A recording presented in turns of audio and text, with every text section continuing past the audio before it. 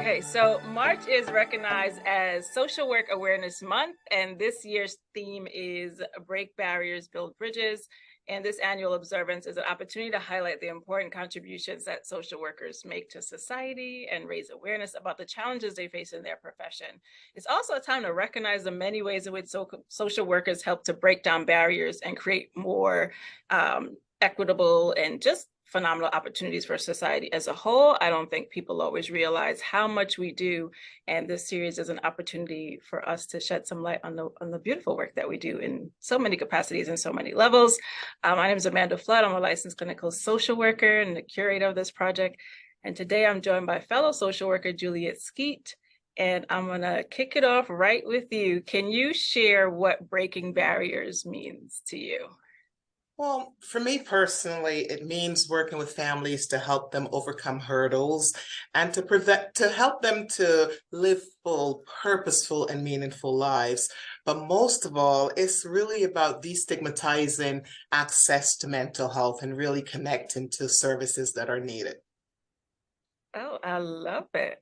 And access is important because we don't realize so many things get in the way, right? Economically, socially, there's a reduction in services. So it's great that we're here to bridge those gaps. Can you tell us more about your role as a social worker and how you break barriers? Okay, so I have many roles as a social worker. My We all primary usually do. right, it's the given. It's part of being a social worker. So my primary role is as a senior advisor. I work for the New York City Children's Services. And really what that's about is to really partner with providers to consider ways to help families optimize health outcomes. And it's really about focusing on how we can utilize Medicaid dollars to help families minimize the need for child welfare intervention and to really access services in their community and live full and meaningful lives. So that's really the primary role there. I'm also a clinical practitioner. I have my own practice. And for me, that is really focused on a lot of education and really doing culturally sensitive work. I think access for people, especially women of color, and I'm a Caribbean woman, my practice is really about helping people to understand the value of seeking mental health services if that's needed, right? And to really do a lot of psychoeducation about this is what you need and this is how you can do it well, and not having the shame that has often been associated with seeking services. So those pieces are how I try to do that, but also as a lecturer, I lecture at NYU School of Social Work. So I am getting to have conversations with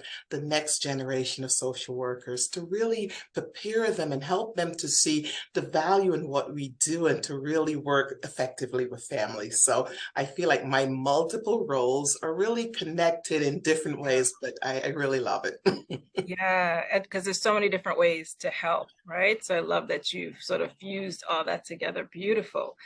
So finish the sentence for me. I wish people understood social workers, dot, dot, dot.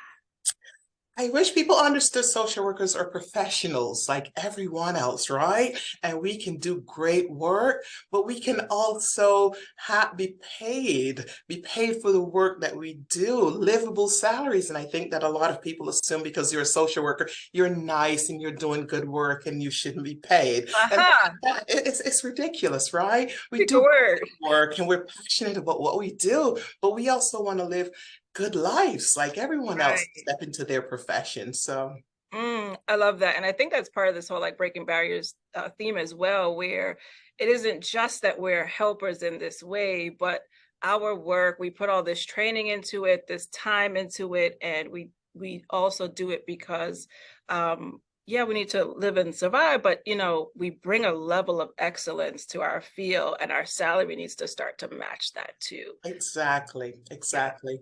Yeah, but Beautiful. that's work. It's work in progress. It's a work in progress. Can we speed it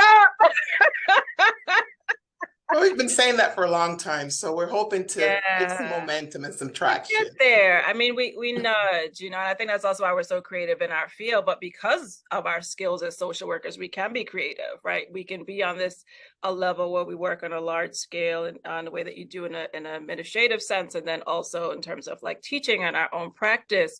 We're probably one of the most diverse professions in that we could do that.